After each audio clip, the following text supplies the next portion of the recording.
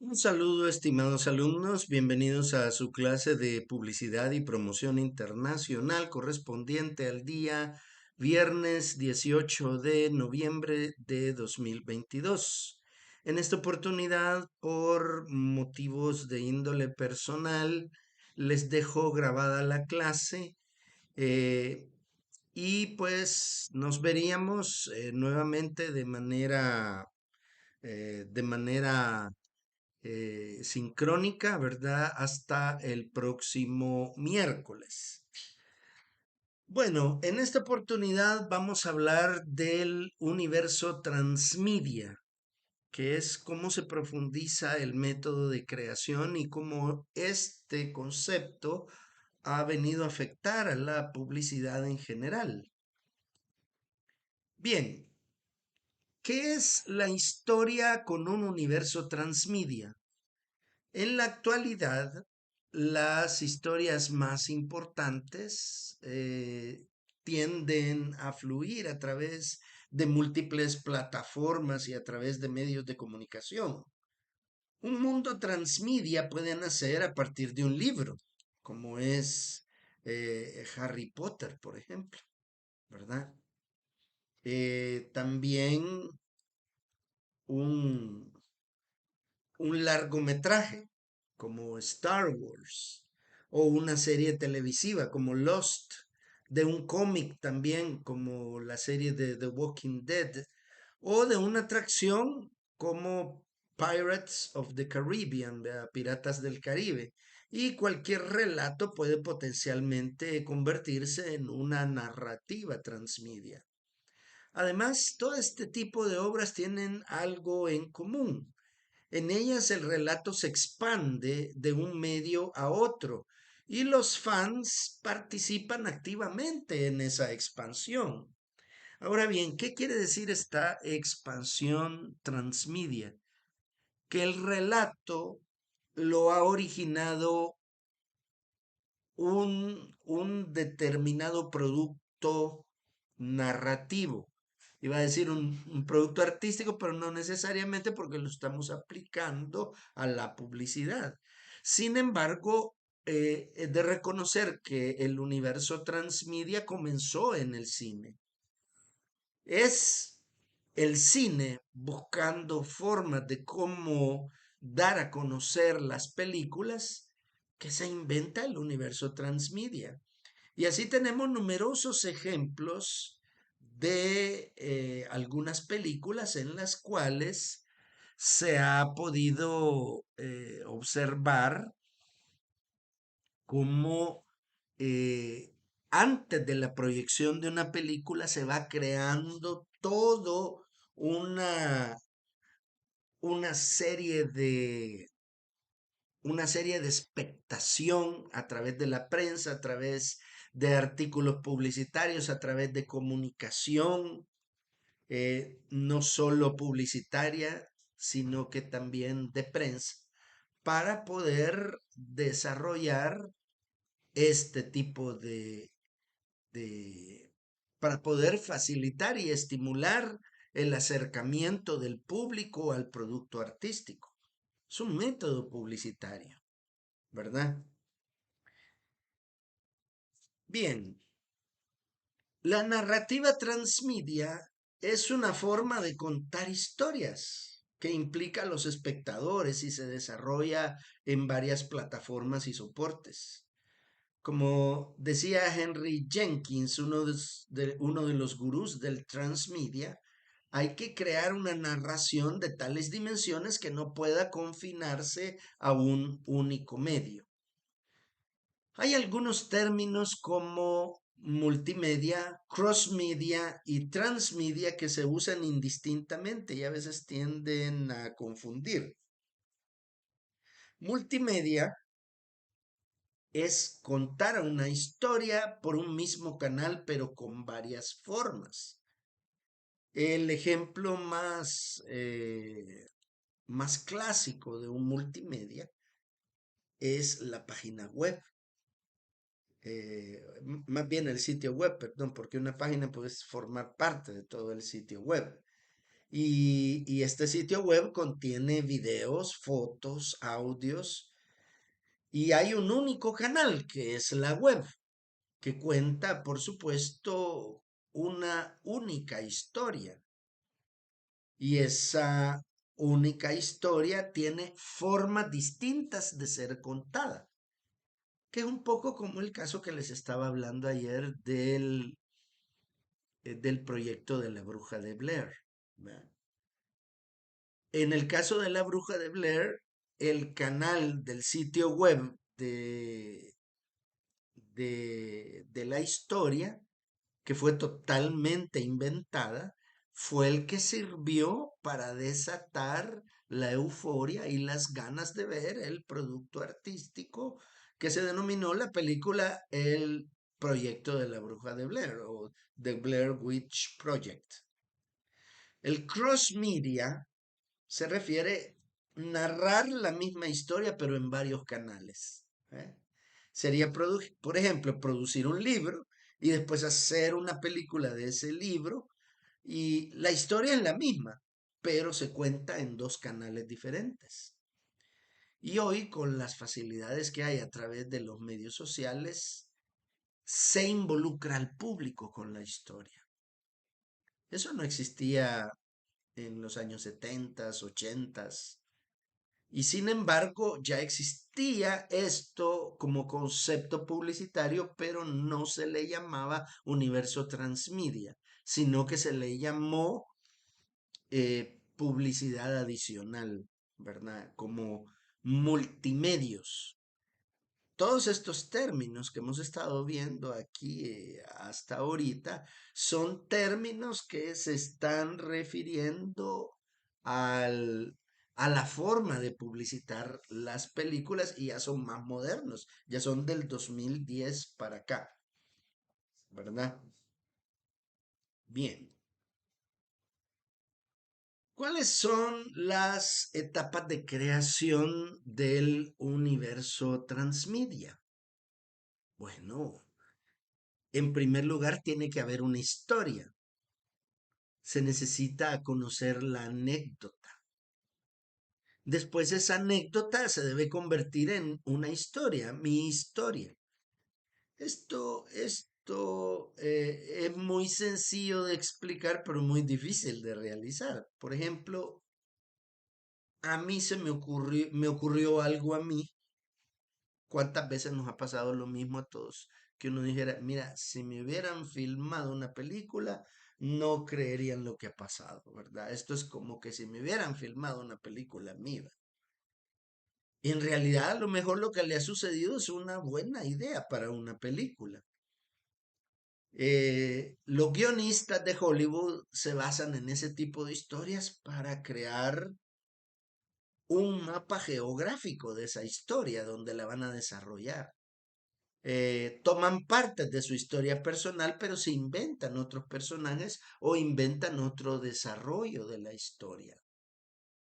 Asignan los roles, es decir, asignan los personajes, que generalmente son un protagonista, un antagonista y los deuterogonistas. Los deuterogonistas son los amigos del protagonista, pero pueden haber deuterogonistas que son amigos del antagonista. Pues toda la anécdota, toda la historia que es potencialmente convertible en una película, por ejemplo, debe tener un conflicto y debe tener un llamado a la acción de los diferentes personajes que intervienen en ella. ¿A qué se le llama conflicto? Bueno, a la oposición psicológica, material, emocional o belicosa que podamos tener entre dos entidades llamadas personajes. Y esas entidades van a estar en una permanente lucha y van a dar origen y a sostener la historia de algún modo, ¿verdad?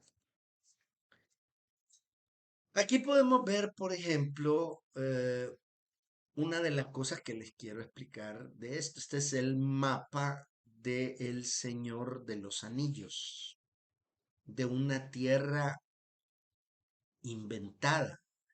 Esta tierra inventada es el oeste de la Tierra Media al término de la tercera edad. Este mundo fue inventado maravillosamente por la maravillosa imaginación de J.R.R. Tolkien, el autor del Señor de los Anillos y del Hobbit, toda esa saga que ustedes la pueden encontrar en películas en Amazon y en HBO Plus. Recomiendo, por cierto, toda la serie porque es extraordinaria, está extraordinariamente filmada y extraordinariamente producida y actuada. Pues bien, este es el territorio de la de la Tierra Media. Entonces, todos estos países, naciones o razas combatían entre sí en Rohan, Gondor y estaba en la tierra donde vivían los humanos. Eh, en Eriador y Arnor vivían los enanos, si no me equivoco. Y en otras tierras por ahí cerca estaban también los elfos. Los enanos, los elfos eran aliados de los humanos. Y el territorio a vencer maligno eran las fuerzas de Mordor. Mordor era el reino de la maldad. Pues Tolkien desarrolla toda su idea a partir de este mapa, porque él, habiendo tenido formación militar, se dio cuenta que de una épica como de esta naturaleza es que surgen las grandes historias de guerra o de personajes que son prácticamente inolvidables. Pues algo parecido se puede hacer, digamos, en la publicidad. Parte de una novela trató sobre el surgimiento de Mordor en El Señor de los Anillos, en los tres diferentes entregas que la convirtieron en tres capítulos, pero que en realidad eran tres libros. Se procedió a, a mostrarnos una historia a la vez, con unos personajes determinados. Y luego después a Tolkien se le ocurre escribir la precuela, o sea, antes de que pasaran los hechos que vimos en El Señor de los Anillos, cómo fue la historia del anillo. Y hoy precisamente la familia de J.R.R. Tolkien acaba de autorizar a un núcleo productor desarrollar una serie sobre el origen de esos anillos. Entonces, como ven, dentro de este universo se ha construido libros, se ha construido sitios web, se han hecho 6 películas y no es que sean series de televisión, son 6 películas, todos con un éxito tremendo. Y luego con todas las demás anexos con los que se pueda desarrollar y ampliar la historia. Pues bien, aquí tenemos, por ejemplo, cómo estaban diseñados las diferentes razas del Señor de los Anillos. ¿Eh? Y esta forma de decir, vea, de hombres de la primera edad, la primera hueste, segunda hueste, tercera hueste, esto ayuda al desarrollo de la historia y esto podría dar origen a muchos elementos, muchas películas, muchos guiones a través de las cuales se puede contar la historia. Esta idea cinematográfica en inicio es una idea que de pronto afectó a toda la industria publicitaria y cinematográfica, que la ha llevado prácticamente a desarrollar todo este gran concepto del universo transmedia. Dice un famoso autor, Craig Mapp, si la idea se puede filmar, siga la idea. Toma por toma, escena en escena. La idea, entonces, vale la pena. ¿Eh? Esa idea vale la pena. Aquí tenemos, por ejemplo, lo que podría constituir el tema de la anécdota, cómo pudo haber comenzado, digamos. J.R.R. Tolkien, y aquí estamos haciendo una especulación, pudo haber comenzado su novela El Señor de los Anillos, ¿verdad? Con una idea escrita en un breve resumen, para que la idea no se le escapase y tuviese ciertamente muchas posibilidades de desarrollarse, la escribe para que no se le olvide. Eh, También para Tolkien eh, existe una forma narrativa a través de la cual la historia se va a expandir. Y ahí fue, pues, como él pudo desarrollar los libros. Por supuesto que de una novela se puede sacar un guión cinematográfico. La narrativa transmedia, a diferencia del universo transmedia, es la forma de contar historias que implica a los espectadores y que se desarrolla en varias plataformas y soportes. El universo es la creación de la historia, pero la narrativa transmedia es la forma definitiva a través de la cual nosotros nos vamos a comunicar con nuestros espectadores y utilizando todos esos canales. En un universo transmedia, cada medio aporta algo a la historia final. Cada medio ayuda a entender mejor el todo. Por ejemplo, en Matrix, al jugar el videojuego, te enteras de relaciones entre los personajes que no se cuentan en la película. O sea, es una forma de expansión de la historia. Desde la Guerra de las Galaxias, por ejemplo, se desarrolló toda una industria del juguete basado en personajes de película. Esa industria del juguete basada en personajes de película eh, fue la que dio origen a la publicidad multimedia moderna. Y luego después, al que se le añaden las redes sociales, las posibilidades se vuelven infinitas. También ha habido acciones publicitarias en las que se ha invitado a los espectadores a participar para la modificación de las historias que a los espectadores les han atrapado. Bueno, entre otras, son famosos los universos transmedia de la Guerra de las Galaxias, que dio origen a una serie de películas. Ahorita no tengo el número exacto, ¿verdad? Pero fueron un montón de películas de la Guerra de las Galaxias desde 1977 y la última que recién acaba de finalizar un poco antes de que entráramos en confinamiento, ¿verdad? Y luego las otras series también, como Game of Thrones o los Juegos de Tronos, que estas son específicas para televisión y en televisión pues la historia se expande. También esta historia es narrada a través de toda la memorabilia, le llaman los gringos. ¿Qué es la memorabilia? Bueno, todos aquellos juguetes de recuerdo, álbumes o artículos que se venden con motivo de producir esa serie o esa película.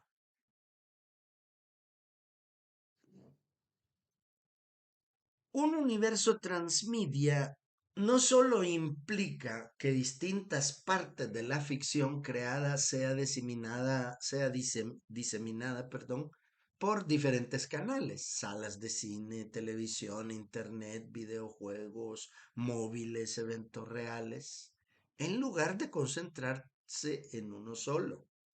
Además, todo canal debe aportar aspectos nuevos al todo, de forma que los contenidos se complementen y se potencien entre sí, con el objetivo de sumergir al público en una experiencia de impacto. En el universo transmedia tenemos que tener claro cuál es nuestro astro principal, el medio donde se genera la parte principal de la historia, y cuáles son sus satélites. Esta comparación a mí me encanta sobremanera porque ayuda a comprender prácticamente lo del universo transmedial que podemos denominar como un universo que podría ser el gran satélite, perdón, el gran astro sobre el cual van a girar las demás historias, ¿verdad? A diferencia de los relatos monomidia es a través de un solo relato. En las narrativas transmedia la historia comienza en un medio, continúa en otros medios. Es decir, nos ubicamos en múltiples plataformas. Lo multiplataforma nos estamos refiriendo a los diferentes sitios de Internet donde nuestra historia puede ser exhibida. El relato aprovecha lo mejor de cada medio para contarse y expandirse con nuevos personajes, escenarios y por supuesto nuevas estructuras narrativas.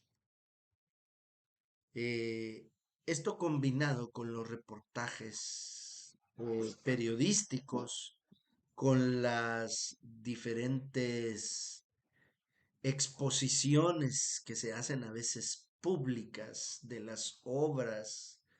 eh, Hace poquito y bueno, por razones de tiempo, pues no les presento el video, pero sí les voy a dejar los links de esta clase para que puedan ver y consultar los videos a los cuales yo haré referencia.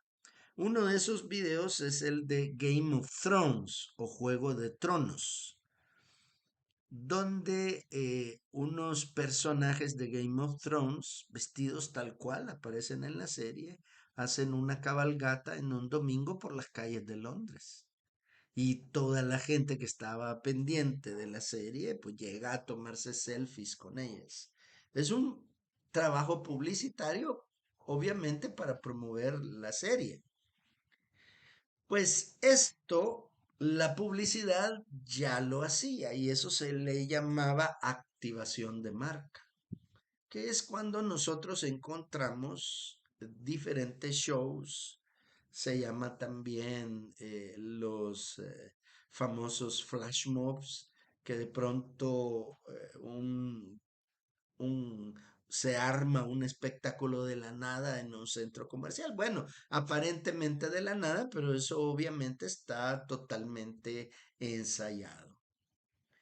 El relato aprovecha lo mejor de cada medio para contarse y expandirse con nuevos personajes, escenarios, estructuras narrativas, crear una expansión a través de un personaje, crear otra serie. Y eso es lo que ha permitido, por ejemplo, expandir el universo transmedia de Marvel. Marvel es la gran marca bajo la cual tenemos una serie de superhéroes. No sé exactamente cuáles son los que pertenecen a Batman, al Hombre Araña, si Marvel es dueño de todo eso. No podría asegurárselos ahorita, pero sí se los pongo de ejemplo en la medida en que esta narrativa afecta a todo lo demás, ¿verdad? Ahora bien, ¿cómo se ha aplicado este tema de la multiplataforma a la publicidad?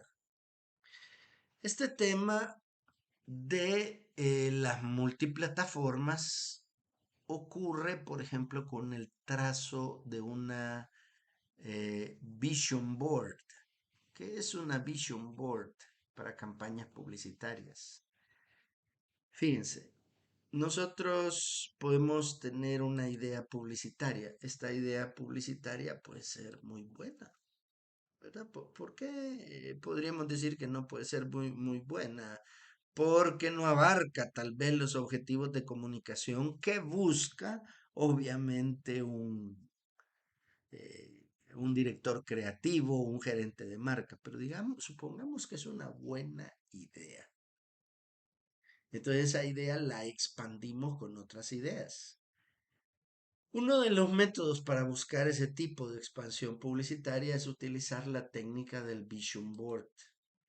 Un vision board es un panel que se puede hacer real. Mientras más real sea, mejor. Es una pequeña pizarra de esas de corcho, formada por imágenes, colores, frases o palabras que representan el futuro de un proyecto. Cuando se hace en equipo, pues bueno, en equipos pequeños, ¿verdad? Se busca que no sean tampoco equipos complicados, ¿verdad? O conflictivos, sino de lo que se trata es que todos aporten para desarrollar un montón de ideas. Generalmente se utilizan fotografías, se utilizan vínculos, se utilizan pequeños textos o frases y se les va uniendo. A veces se utiliza hilo para unir ideas con ideas. ¿Y por qué el hilo? Pues porque el hilo se le puede quitar.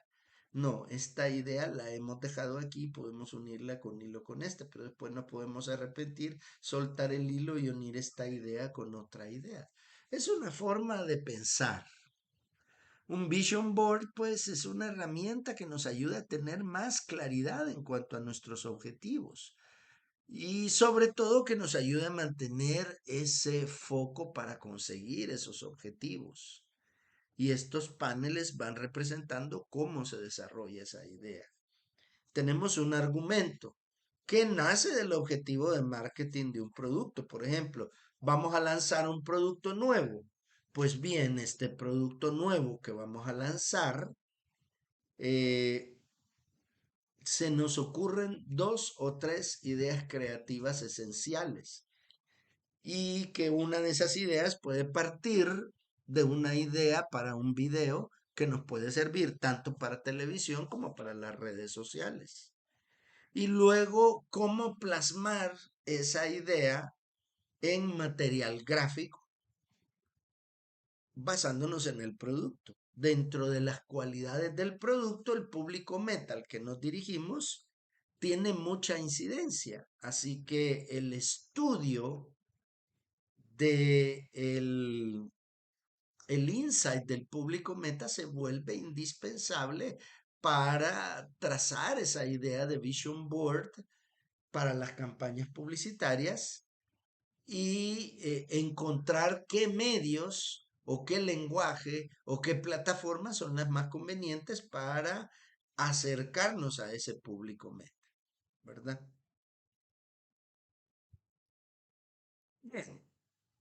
Bueno, parte del proceso del universo transmedia, como cabalmente lo podemos ver aquí, y la narrativa transmedia, ya hago esa diferenciación tajante que sería el universo transmedia, es el universo de mi historia que puede ser provocado por mi producto.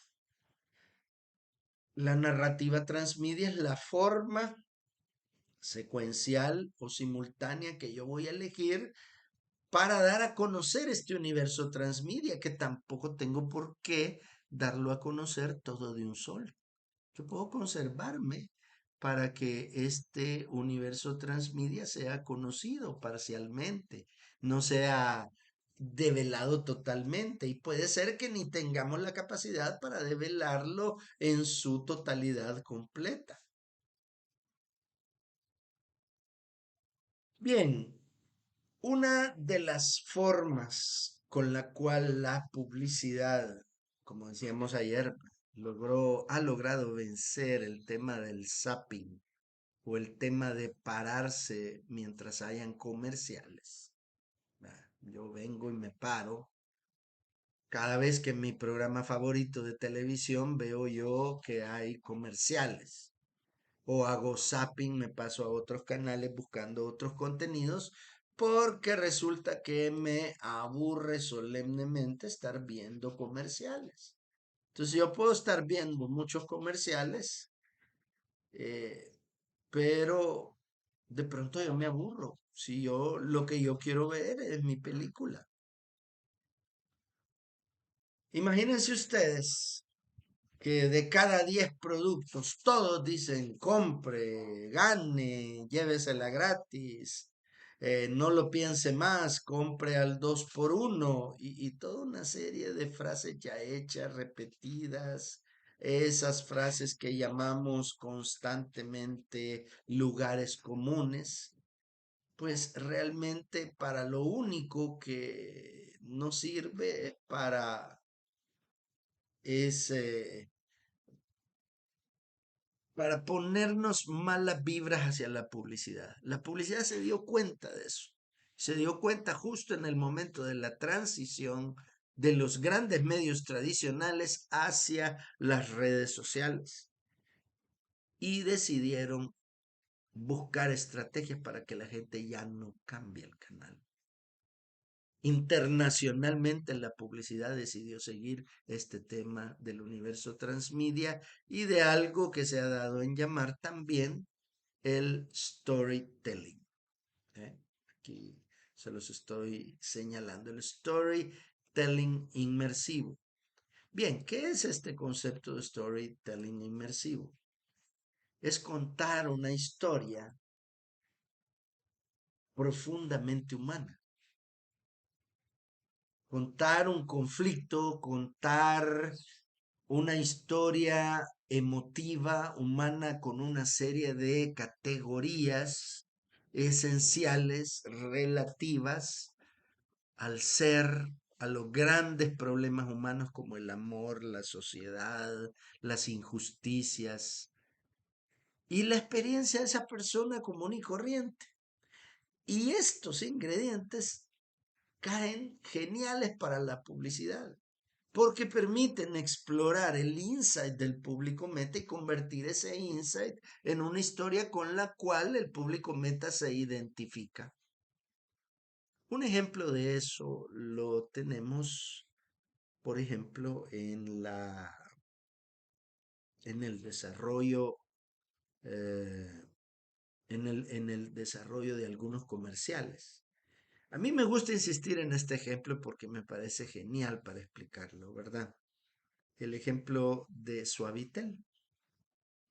Este producto, ¿por qué ha resultado genial? Porque ha reducido el tiempo de planchado del ama de casa. Cualquiera puede verlo como algo, bueno, pues sí, pues el tiempo de planchado.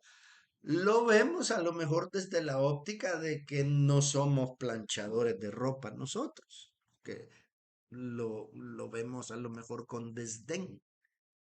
Pero si nosotros nos metemos en los zapatos del ama de casa que tiene que planchar grandes montones de ropa, y aun cuando esta ama de casa haya acostumbrado a su familia que planche su propia ropa, siempre sucede que el ama de casa no está satisfecha como plancha uno de sus hijos o como plancha el esposo.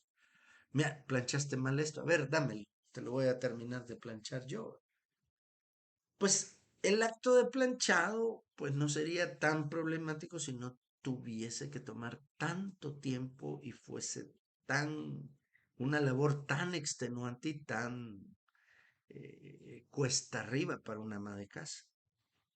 Se han inventado toda serie de planchas, incluso las planchas del vapor, que solamente con dos o tres pasadas pueden dejar la ropa bien. Pero luego está el tema este del Suavitel, ¿verdad? Son de este tipo de productos para la ropa que permiten quitarle ese enredo en el que quedan las fibras de las telas y el Suavitel actúa como un acondicionador de ropa, parecido a lo que hace el acondicionador, el champú con respecto al acondicionador. Si usted solo se hace champú en su pelo, pues el pelo le puede quedar terriblemente enredado, pero si usted se agrega un acondicionador, pues el pelo le puede quedar mucho más lacio y más dócil para la peinada. Y para colmo también existen estas famosas cremas de peinar. Pues el Suavitel lo que permite es que usted saque la ropa, la coloque y la deje escurriendo y la ropa ya no necesita plancharse. Porque cuando escurre, Simplemente poner rectas las fibras y al terminar de escurrir y darle aire o sol, ya la ropa queda como lista para plancharse. Sin plancharse, perdón. Entonces, eso alivia la carga de trabajo de una ama de casa. ¿Cuál sería aquí un tema para un storytelling inmersivo? Bueno, para ponerlo de una manera muy sencilla, para no complicarnos, una ama de casa que le vemos el sufrimiento por no poder compartir su familia porque está permanentemente atacada de trabajo doméstico. Una planchada para una familia de 4 personas puede llevarle por lo menos 2, 3 horas, hasta 4 horas de un sábado en la tarde o un domingo en la mañana. ¿Y qué tal si hacemos una historia en la cual esta ama de casa se ve afectada por eso y su relación familiar no va bien porque tiene que planchar y se generan todos estos problemas? Pero de pronto cuando encuentra este producto la vida se le resuelve. Porque ¿qué preferiría una ama de casa? ¿Quedarse planchando o salir a divertirse con sus hijos, con su esposo, a un parque, ir al cine o ir a comer algo o simplemente salir a caminar? ¿Ah? Ahí está la diferencia. Entonces, ahí tenemos un material para hacer un storytelling inmersivo, ¿verdad? Y esto es lo que buscó la publicidad. La gran estrella deja de ser el producto y pasa a ser el ser humano, el público meta hacia el cual nos dirigimos. Pero ¿cómo se construyen estas historias? A través de un esquema literario que le vamos a llamar la estructura dramática. La estructura dramática es como la partitura de la historia. Esta partitura de la historia consiste en ir contando una historia a través de ciertas reglas para que la historia sea interesante para el público. Digamos que yo tengo la famosa historia, Juanito y Anita se conocen en una fiesta, se enamoran, hay oposición, pero su amor triunfa y finalmente después se casan. Eso yo lo acabo de contar en segundos, pero podría ser el gran tema de una novela, de una telenovela, o de una serie de televisión, o de una gran película, ¿verdad? Entonces, la estructura dramática me enseña a cómo contar esta historia, que yo la tengo clara, que ya desarrollé en mi universo transmedia, donde yo he ubicado la vida de estos personajes que se va a desarrollar en X ciudad, en tal lugar, y que les va a pasar esto y esto, pero lo vamos a hacer utilizando la estructura dramática y vamos a construir una partitura de la historia. Esa partitura de la historia consiste en eh, el guión, y ese guión lleva una agenda que le vamos a llamar también un proceso creativo para diseñar campañas efectivas. Lo esencial del guión entonces es la construcción de un concepto a comunicar. Ese concepto a comunicar es el gran objetivo del mercadeo, recuerden. El gran objetivo del mercadeo pues siempre será, eh, bueno, difundir algo de la marca, ¿verdad? Una estrategia que va amarrada a un plan de marketing. Viene el mercadólogo, el gerente de marca, se reúne con la agencia de publicidad y le dice, mire, quiero una campaña para este producto que dé a conocer estos tres aspectos de la marca. Entonces el equipo creativo se reúne y digamos que tiene vía libre para convertirla en una campaña multimedia y que esa campaña debe tener éxito tanto en los medios tradicionales como en las redes sociales y en toda la técnica de Internet. Esas serán pues las grandes líneas generales sobre las que se va a construir un guión. Es algo parecido a la partitura de la música. Muchos músicos de conservatorio, un músico de conservatorio es un músico altamente versátil que agarra una partitura y la interpreta con su instrumento después de un par de análisis y domina tan bien su instrumento que con solo ver la partitura y tocarla un par de veces ya la domina. Pero ese es el músico, ¿verdad? ¿Y qué hace la partitura? Le dice cuáles son los tiempos, cuáles son las notas, cuáles son las armonías y cuál es el ritmo que le debe imprimir para tocar bien esa pieza musical. Así de sencillo. Pues eso es lo que hace la estructura dramática con la historia. También nosotros contamos con el storytelling a partir de la marca. La marca se vuelve el pretexto, fíjense cómo digo, pretexto, no como una excusa, sino que como un texto previo a la creación de una historia para la marca. Ya vimos, el producto se llama Suavitel y sirve para que la ama de casa no planche. Y ya les conté cómo puede ser una historia. Esa historia yo la tengo presente, pero necesito convertirla en un guión. Y la campaña tengo libertad para construirla a través de un universo transmedia que podría ser el hogar de nuestros personajes estrella que después se casarán. Y posteriormente terminarla de desarrollar en las diferentes plataformas. Una plataforma de video, una plataforma de diseño gráfico y la interacción, por supuesto, con el público meta a través de las plataformas que permitan lograr esas interacciones. Esa es la esencia de la diferencia entre la publicidad que se basa únicamente en el producto o servicio y en la que está utilizando el storytelling basándose en las necesidades del producto y en su insight para que la historia funcione como un gran sistema de convencimiento porque nos sentimos solidarios con lo que está pasando. Bien, pues este es el gran panorama de la estructura dramática. No lo vamos a ver en detalle ahorita porque no nos queda tiempo como para hacerlo en detalle. Solo veremos en la próxima clase, pero ahorita sí vamos a ver ese panorama. La estructura dramática funciona de este modo. Primero hay que desarrollar una historia, es decir, una anécdota.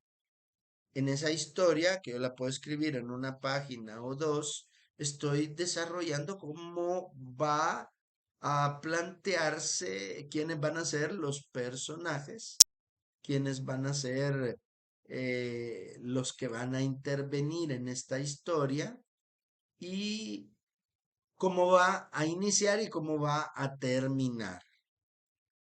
Vaya, yo ya tengo clara esa historia, entonces me pongo a escribir el guión y las partes de una historia se le llama estructura dramática y consisten en lo siguiente. Una introducción que consiste en la ubicación, tempo espacial y de personajes, así como la ubicación del protagonista y del antagonista de una historia. Segundo, el arranque de la acción, que es el momento en el cual el espectador recibe la información y entiende el problema o de qué tratará el relato. Si lo podemos ejemplificar con alguna película, pues es el momento en que nosotros nos enteramos de qué va a tratar la película. Vemos en la introducción una ciudad o vemos en la introducción un campo o el mar. Y ahí nos está ubicando el cineasta para decirnos, mire, la historia se va a desarrollar aquí. Y luego vemos el arranque de la acción, que puede ser cuando ya se inicia la historia. Ah, esta historia va a tratar acerca de un asalto. Ah, esta historia va a tratar acerca de una pareja que se conoce y que se atraen a primera vista, o cualquier otra historia que la tengamos ahí. Eso es el arranque de la acción. Posteriormente se va desarrollando la acción en lo que se conoce como escenas altas y bajas. La escena alta termina en acción, mientras que la escena baja termina en reflexión. Una escena alta, por ejemplo, es una escena como la que ocurre en la película Misión Imposible, donde vemos a Tom Cruise saltar del techo de un edificio a otro, pero no alcanza a llegar al otro edificio y cae a orilla golpeándose fuertemente el pecho. Y uno cree que pues por haber caído así tan mal, pues se puede morir. Ahí se corta la escena y se pasa a otra escena. Esa escena no nos termina de contar qué es lo que le ha pasado a Ethan Hawke, el personaje de Misión Imposible, interpretado por Tom Cruise, y ahí es donde nosotros nos quedamos en ascuas. ¿Y qué le pasó? ¿Se murió? ¿No se murió? Es una escena alta, se ha cortado ahí con la intención de dejar al espectador ansioso. Y luego una escena de reflexión. Las escenas de reflexión se les llama bajas porque terminan en reflexión, no por su intensidad energética, conste. Puede ser una escena baja que termina en reflexión, pero muy intensa emocionalmente. Y vaya, les pongo un ejemplo de una novela, la mala de la película, acaba de descubrir un secreto y sale de la sala y se va a su cuarto. Hay un primer plano dirigido hacia ella. Ella se queda viendo, reflexiona, piensa y dice, ahora ya entiendo por qué este fulanito se estaba comportando de ese modo. Pero no se espera que es lo que yo haré. Eso se dice generalmente en las novelas. Eso es una escena de reflexión. No es una escena de acción como la que acabo de escribir de Ethan Hawke y de Misión Imposible, no. Es una escena de reflexión. Y con esas escenas de reflexión altas y bajas, alternándolas no en un orden establecido, sino en el orden que la historia las necesita, vamos contando que puede ser dos escenas de reflexión, una alta, dos escenas bajas, una alta, o dos escenas altas, una baja. Hay películas que abusan de eso, películas que abusan de escenas altas, como son, por ejemplo, las películas de acción. Películas como ejemplo Rápido y Furioso. Yo me atrevería a decir que más del 70% de la acción de esas películas son escenas altas de persecución, de tiroteo, de que alguien muere, de que no que eso tiende a ser cansino cuando se abusa demasiado de ellas. O si no, pues si solo son escenas bajas, solo es un conflicto emocional que no sale de cuatro paredes y que no hay una pizca emocional, puede convertir la película en un aburrimiento extraordinario, ¿verdad? Por eso es que se hace la estructura dramática, para no perder el interés del espectador. Luego está el conflicto. ¿Qué es el conflicto, mis estimados? Es la oposición entre una fuerza protagonista, que le vamos a llamar el héroe, y una fuerza antagonista, que le vamos a llamar villano. Y conflictos pueden haber, por ejemplo, estos, entre otros. Aquí solo les he enumerado cuatro, pero pueden haber mucho más. Un conflicto amoroso, conflicto consigo mismo, conflicto con la sociedad, conflicto político. De ahí surgen las películas de guerra, las películas de amor, las relaciones amorosas. Y de pronto la explosión del conflicto ocurre cuando ya se enfrentan el protagonista versus el antagonista. Y ocurre una guerra. ¿Qué es esa guerra? No necesariamente es una guerra de armas, puede ser una guerra psicológica, puede ser una guerra de emociones, una guerra de competitividad por lograr algo, alguna meta a la cual uno se opone al otro, ¿verdad? Y luego está la peripecia. La peripecia es un acontecimiento de una trama que supone un punto de inflexión o un giro en la suerte de los personajes. Se refiere también a las persecuciones. Cuando vemos que el héroe sufre de todo, todo le pasa. Uno de los mandatos del guión es que al héroe no se la tenemos que poner fácil. Por eso es que ustedes sufren con las películas, porque al héroe en algún momento le va tan mal que uno cree que, ay Dios, este no va a salir de lo que tiene. Y las películas no fueran tan buenas si el héroe todo le fuera bien desde el principio, no sería película, ¿verdad? Luego está el tema de la falsa solución. La falsa solución es cuando el autor engaña al espectador haciendo creer que se ha solucionado el conflicto, pero en realidad es una trampa. No está solucionado el conflicto y de pronto aparece un problema aún mayor, más gigante que ese que creíamos que habíamos solucionado. Y ahí es donde aparece la famosa solución verdadera, sorpresiva. El autor sorprende al espectador con esa solución inesperada. Y finalmente, el descenso de la acción. A veces es tan emocionante eso que el público ha hecho catarsis. Cuando decimos que el público ha hecho catarsis, es que el público ha logrado emocionarse tanto que ha constituido todo un, em, todo un evento emocional desde el principio hasta el final de la película. El público sufre con lo que está viendo en escena. Entonces la película necesita darle un momento de alivio. Ese momento de alivio es el que le llamaremos descenso de la acción. Por eso ustedes ven que las películas en su final suele ser un final así como muy relajado, de alivio.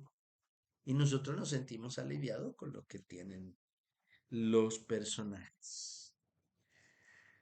Bien, por razones así de la grabación, no he podido presentarles algunos de los videos, ¿verdad? Les he querido presentar este panorama teórico. En la próxima clase vamos a verlas con ejemplos.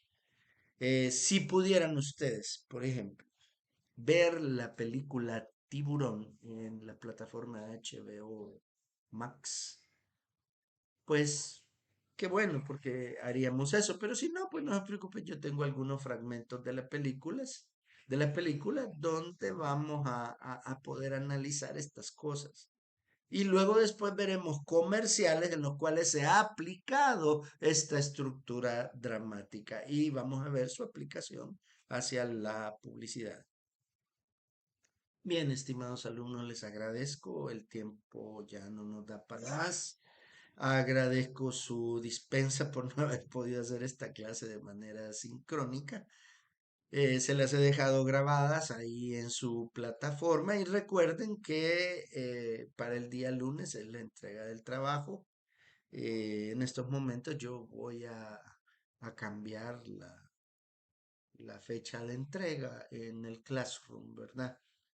Cualquier pregunta o todo eso me lo pueden hacer a mi teléfono el día de mañana. Yo estoy disponible toda la mañana, aparte de la tarde. Pregúntenme si tienen alguna duda con respecto a su trabajo. Bueno, bendiciones, estimados. Ha sido un gusto haber compartido con ustedes esta clase. Hasta el próximo miércoles.